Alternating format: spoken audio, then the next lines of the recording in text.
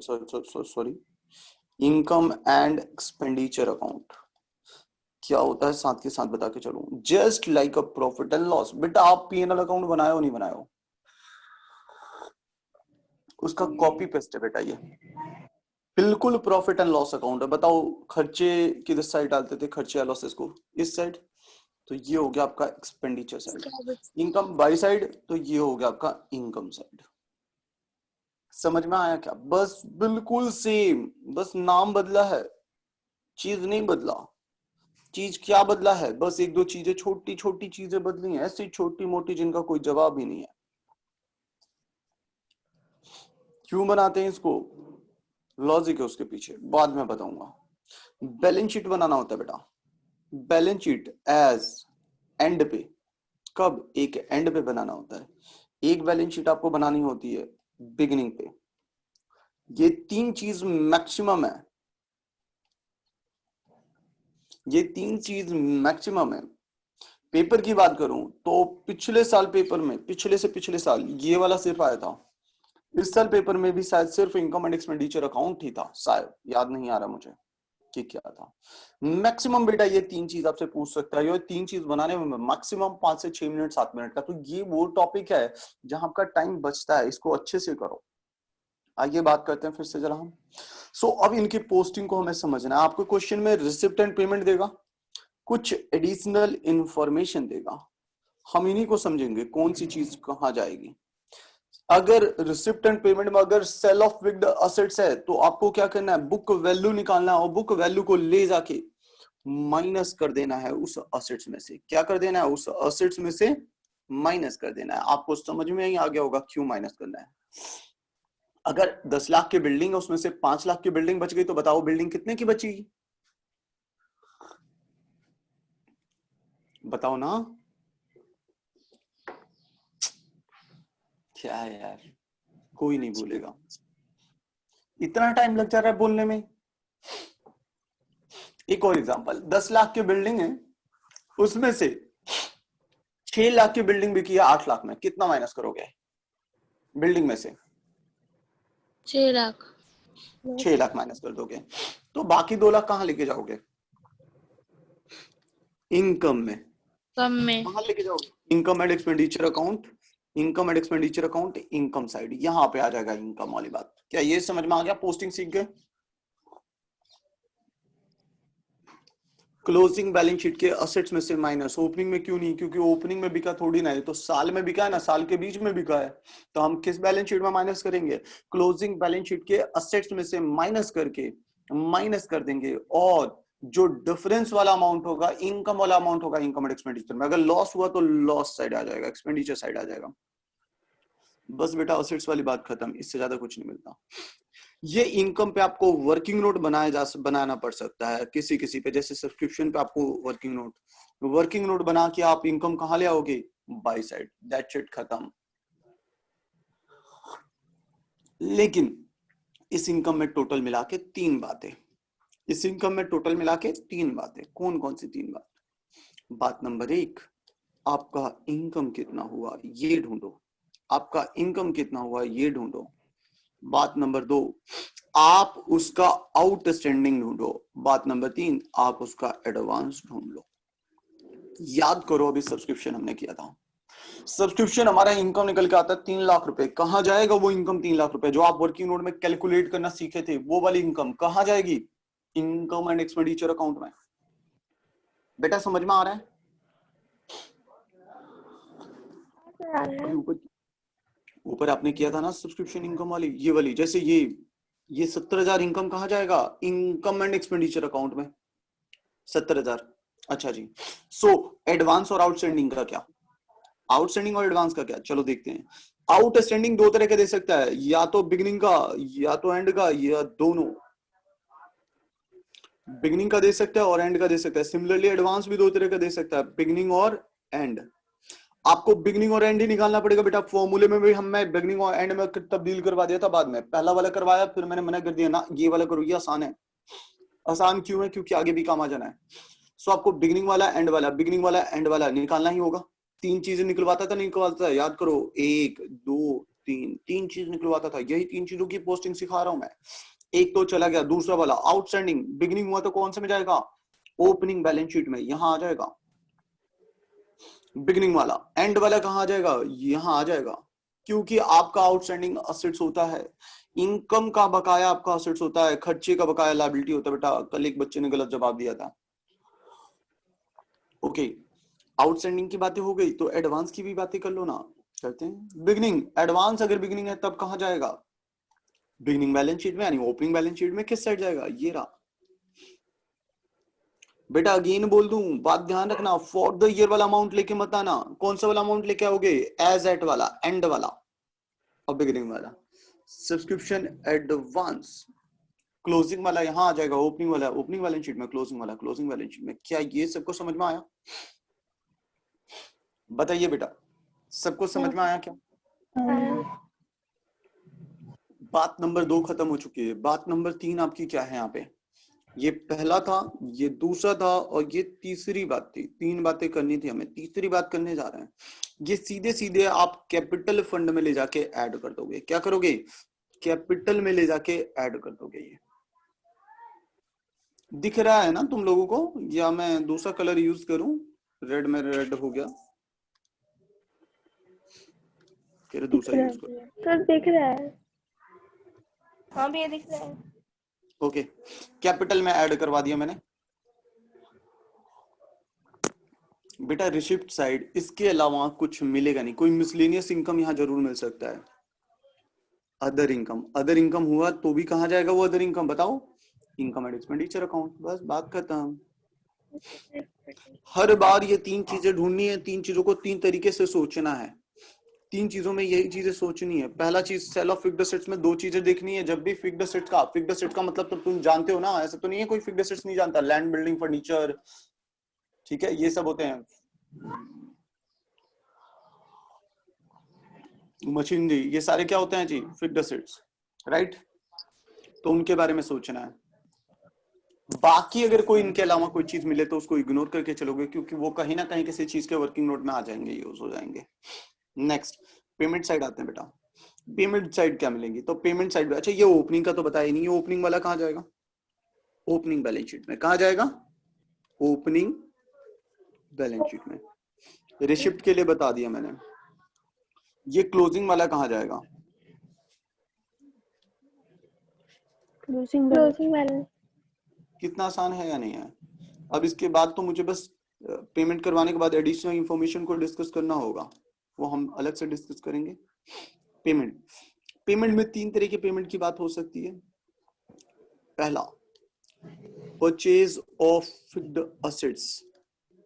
बताओ, पेमेंट करोगे तभी तो फिक्स्ड असेट्स परचेज किया, तभी तो पेमेंट करोगे।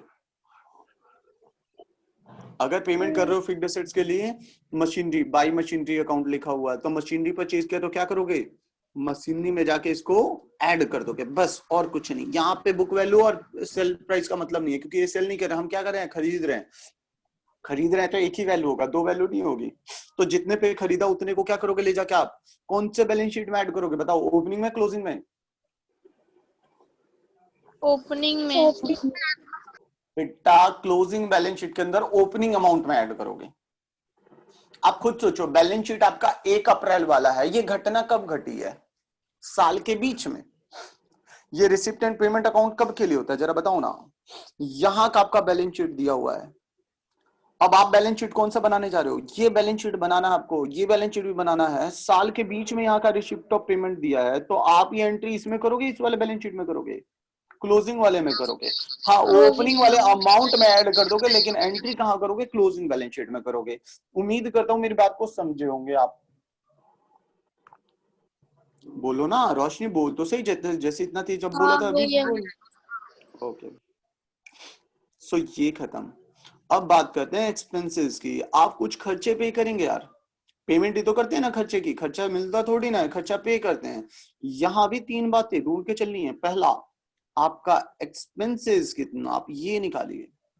आपका आउटस्टैंडिंग कितना, ये निकालिए। आप एडवांस कितना, ये निकालिए। जब आउटस्टैंडिंग देगा तो हो सकता है बिगिनिंग का भी दे दे और एंड का भी दे दे।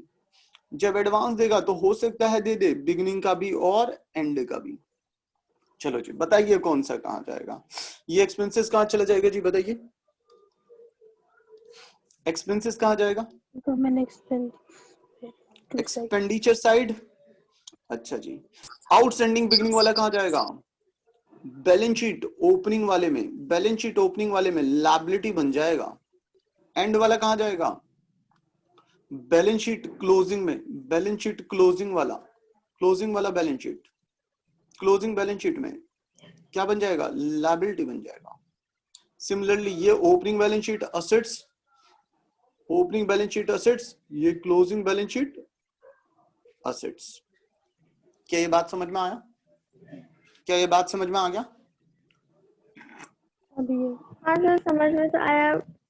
एक एग्जांपल ले लेता हूं, सैलरी रुपीस दिया हुआ पेड, पेमेंट साइड दिया हुआ है यहाँ पे सैलरी पेड 50,000 रुपए, सैलरी पेड दिया 50,000 रुपए पेमेंट साइड में दिया हुआ है। नीचे एडिशनल इंफॉर्मेशन में दिया हुआ है सैलरी बकाया रहेगा जी आपका 10,000 रुपए। एक मिनट यार, ये जाने दो, सब्जी वाला कुछ ज्यादा ही चिल्ला रहा है, कह रहा है ये बेच के ही जाएगा, वेट करो। ये जितना कमाता नहीं होगा उतना तो बोल के अपना गला खराब कर लेता होगा यार, क्या ही बोलूं मैं इसको, ऐसे लोगों का क्या कह सकता है, कुछ नहीं हो सकता इनका।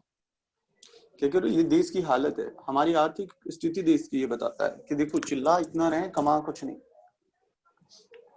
आइए चलिए हम बात करते हैं, वापस चला गया वो। सो हम बात कहाँ पे कर रहे थे यार, हम बात कर रहे थे कि यार खर्चा, जैसे एग्जांपल लिया था मैंने, बेटा आपको याद होगा सैलरी पेड रुपीस दिया हुआ 50,000 पेमेंट साइड में 50,000 रुपए, क्या आपका खर्चा 50, अगर कुछ नहीं बोला तो हाँ खर्चा 50। लेकिन अगर एडिशनल इंफॉर्मेशन में बोल दिया बेटा salary outstanding for the year rupees 20,000, बताइए खर्चा कितना। एडिशनल इंफॉर्मेशन, आप 50,000 रुपए, 20,000 रुपए बकाया है, 20,000 रुपए क्या है जी बकाया, मैडम के हिसाब से माइनस हो जाता है सैलरी आउटस्टैंडिंग। गजब, कहाँ सीखे हो ये, आपने 50,000 रुपए जेब से अपने यहाँ काम करते हैं आपके यहाँ वर्कर 50,000 उन्हें दे दिया और 20,000 अभी भी बकाया, आपका खर्चा 30 हुआ या 50 70 हुआ, 70। अभी कराऊंगा ये एडजस्टमेंट, लेकिन फिर भी एक नॉर्मल सी चीज है, मैंने बहुत सिंपल सी चीज पूछी, आप किराया पे किया, आप किराए पे रहते हो, आपने किराया पे किया 25,000 रुपए, 15,000 रुपए अभी भी किराया बाकी है आपका, आपका खर्चा कितना हुआ, 25,000, 40,000 या 15,000, रोशनी बोलो ना, रोशनी बोल। भैया एक बार दोबारा बोलो। 25, तू किराए पे रहती है, तूने किराया पे किया 25,000 रुपए। अरे माइक ऑफ कर, माइक ऑफ कर यार, तू अपना माइक ऑफ कर पहले, हाँ सुन, सिर्फ वो बोलने के लिए ऑन करियो। आप किराए पे रहती हैं, किराया आपने पे किया, कैश में दे दिया किराया 25,000 रुपए, फिर भी आपका अभी बकाया है 15,000 रुपए, अभी भी बकाया है किराया 15,000 रुपए। मेरा क्वेश्चन ये है कि किराए पे खर्चा कितना, कितना खर्चा हुआ किराए का, 25,000, 15,000 या 40,000। भैया जितना देंगे उतना ही तो होगा ना।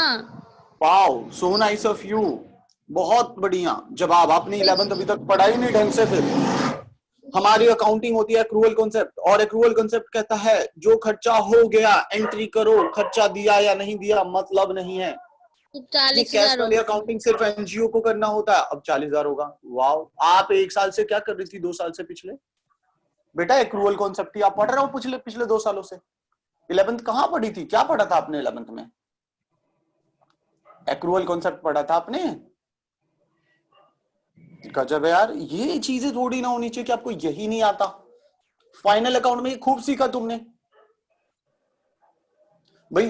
तुम मान लो कहीं से दुकान से सामान लेते हो 20,000 रुपए का, 8,000 रुपए दे के आते हो, तो खर्चा आपका 8,000 का या 20,000 रुपए का, खुद सोच के बताओ मुझे। मैं एक बहुत सिंपल सी कहता हूँ, आप अपने पड़ोसी दुकान से उधार लेते हो सामान, 20,000 रुपए का सामान खरीदते हो, उसे 8,000 रुपए दे के आ जाते हो, आपका खर्चा 20,000 हुआ या 8,000 हुआ, वेरी ऑब्वियस खर्चा तो 20,000 हुआ है, चुकाया हमने सिर्फ 8 है। लेकिन खर्चा आप जब काउंट करोगे, मेरा खर्चा हो गया, एक फंक्शन मैनेज कर रहे हो, कोई फंक्शन करने जा रहे हो, फंक्शन के लिए तुमने कुछ सामान खरीदे, लेकिन 30,000 रुपए दिए, 50,000 के सामान खरीदे हैं, खर्चा कितना, 50 या 30 जोड़ोगे, कहोगे खर्चा इस फंक्शन पे 50 का हो गया।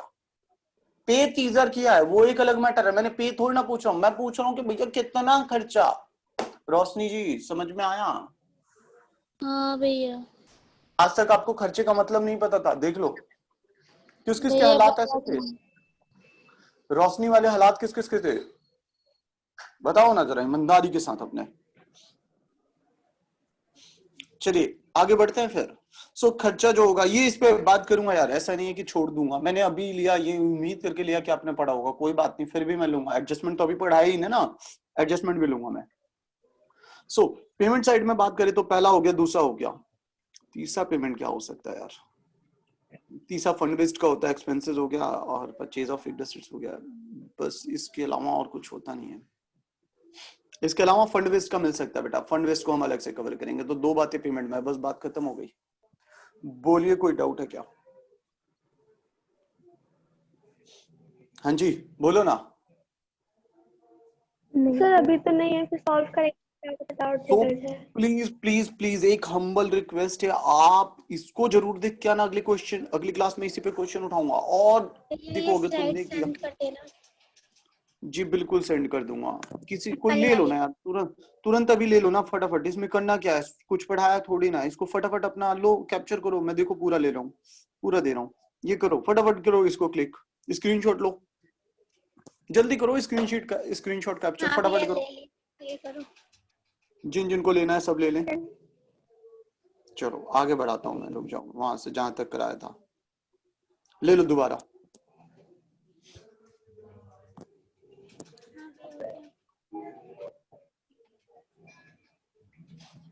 ले लो दोबारा। भैया कल वाली भी दिखा देना। हाँ ये करो ना, ये तो करो, ये लो, खत्म। आज की स्लाइड्स खत्म, कल वाली दिखा देता हूँ, रुक जाओ। मैं स्टॉप कर दूं जरा, रिकॉर्डिंग स्टॉप करनी थी मैंने, वो ये स्टॉप कर दी।